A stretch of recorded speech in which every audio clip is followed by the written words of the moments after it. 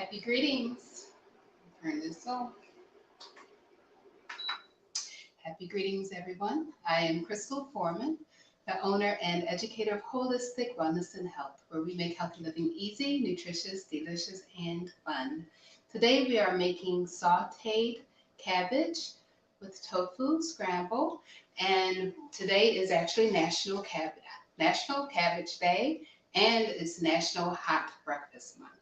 So we're going to get started. I actually have my pan heated up with the oil in. Just because of the sound and everything, I'm going to turn this on and off as we go. Just letting our onions saute, being a little translucent, and we're also going to add in 1 bell pepper diced. So I'm using the red bell pepper today.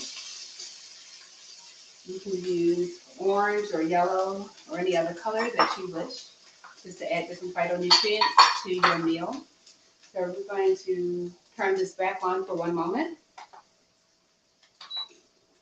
I'll get my spoon.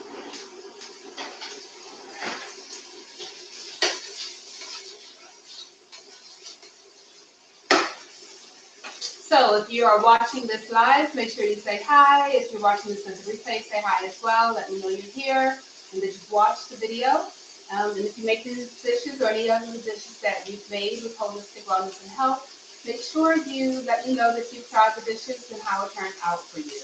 Lots of recipes that we make are on the website at holistic-wellnessandhealth.com. Make sure you're also following us on Instagram and Facebook. So, and of course YouTube. So we have our onions sauteing now. So I know that the audio can be kind of weird when I have the stove actually going. So I have it on high heat, on and off. We're actually going to go in and add our cabbage in. So this is just Savoy cabbage, which is the curlier Asian cabbage. It's a little more big wrinkly leaves. And I finally chopped it up so that it can cook quickly. So putting that in. I'm going to add in 1 chopped garlic clove. So we just took our garlic, our fresh garlic, and chopped it up. And we're putting that in. If you have a small garlic clove, you can just add 2. Or you can add more depending on how garlicky you want your dish. I'll turn this back on high. If you have any questions, definitely feel free to ask. And while that is going, I'm going to start crumbling up our tofu. So we're using extra firm tofu today. So you can see it's got a nice firm texture when I break it open. And this is great for the meat substitutes as well as tofu scramble. You could use firm, but they had the extra firm on sale, so I went with it. It's very high in calcium, so that's one of the reasons why I like the extra firm tofu. It's also, of course, high in protein. This is organic, so you want to always make sure you're using organic soy products whenever you're using soy. So we're just crumbling it up to make it like a scramble, and when it's cooked, it's going to look like scrambled eggs. So that's what we're going for here. So I'm doing 2 packages here. The packages come in 14 ounces to about 1 pound. So the extra firm does not have as much water in it, so you don't have to worry about draining it quite as much, but if you have instructions on how to drain, because we're doing a scramble with this, you can get away with not like doing a whole press for like 10 minutes to get all the water out because it is going to cook out. So I'm turning this off just in case you can't hear me too well, but if you can't, just let me know. It is because of the sound of this is competing with my voice. Let's add our tofu right in. And to this, we're going to add our spices. So we have a teaspoon of pink Himalayan salt, a ½ teaspoon of black pepper, 1 teaspoon of turmeric, 2 teaspoons of onion powder, and 2 teaspoons of granulated garlic. So all of that is going right in to flavor this up. And just give this a quick stir, and I'm going to rinse off my hands in 1 moment. The cabbage is something that is great to eat on a regular basis because it is very high in fiber as well as low calorie. and it's very affordable. Like it's one of the least expensive produce out there. But it has so many great health benefits, including helping people who have cancer. It's been shown to help people who are actually going through radiation as well.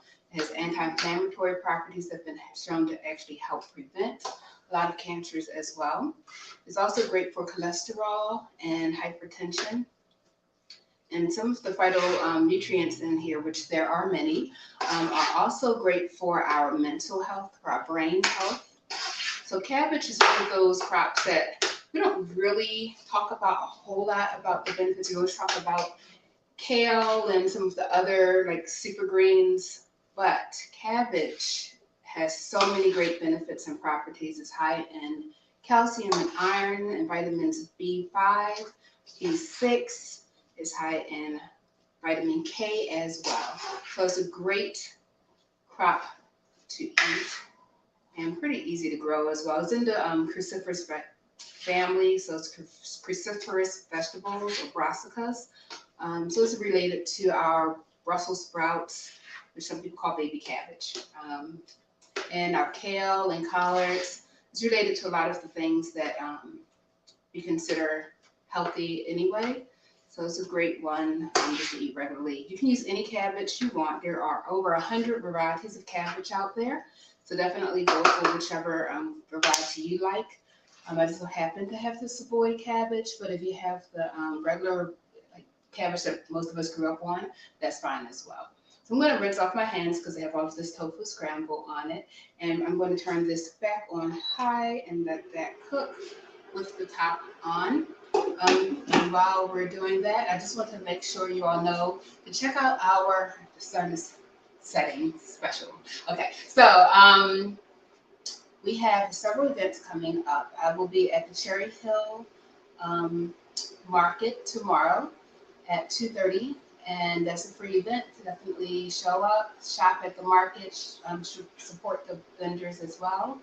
And then the following week, I'll also be back at Cherry Hill Market, and before that, I will be doing a food justice talk series, grounding ourselves in history.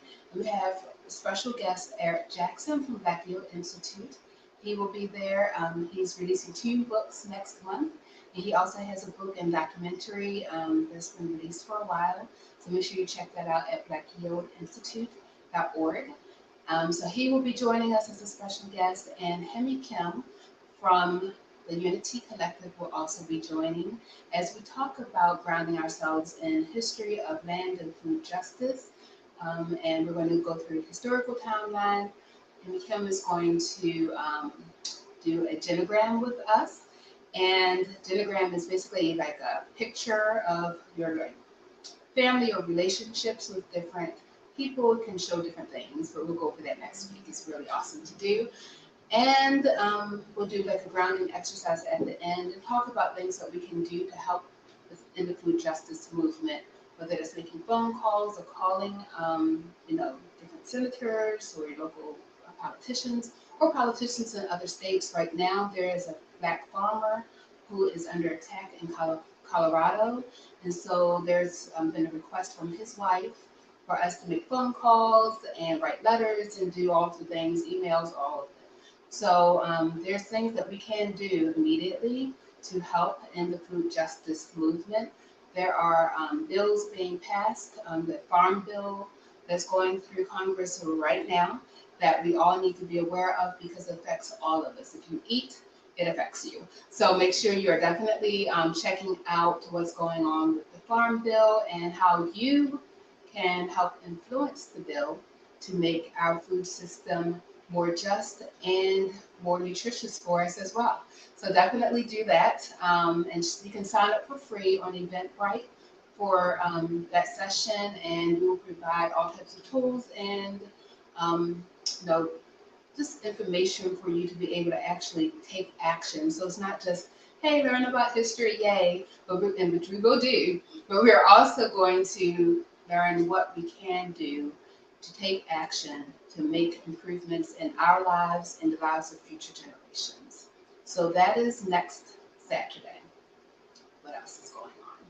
So I think I've given y'all enough. So enough tests. This the food justice talk will not be recorded for sharing. It will be recorded for transcripts, and the transcripts will be shared.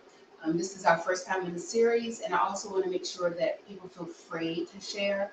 So I don't want to add any like burden to that. So does anyone have any questions about the food justice talks? Even if you're watching it at a replay, just make a comment, let me know. But yeah, you can check it out on Eventbrite. It's Food Justice Talks, I believe it is, foodjusticetalks.com. No, I'm sorry, .eventbrite.com. Or you can just go to holistic-wellnessandhealth.com/events. And that will show you all of the events that are coming up, including the Food Justice Talk. So I know this lighting is really weird and the sound is weird too, but yes, let me go and rinse off my hands. We're going to check on this. It's looking great. I'm going to show this to you all in one moment as well.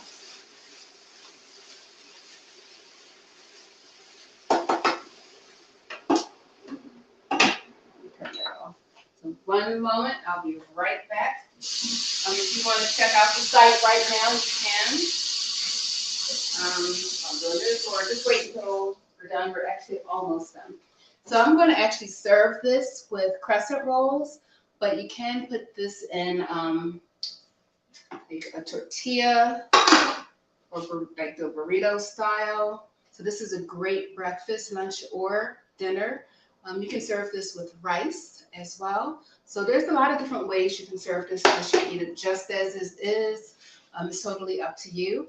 But definitely give this dish a try and celebrate our National Cabbage Month, or Cabbage Day, National Cabbage Day, and National Hot Breakfast Month.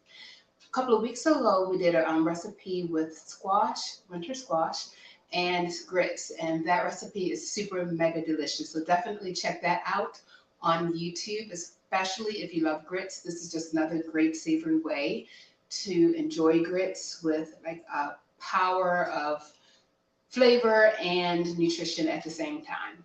All right, so I am going to tune out. I will see you all next time. Peace and blessings, everyone. Stay safe out there and make it a beautiful weekend. Take care.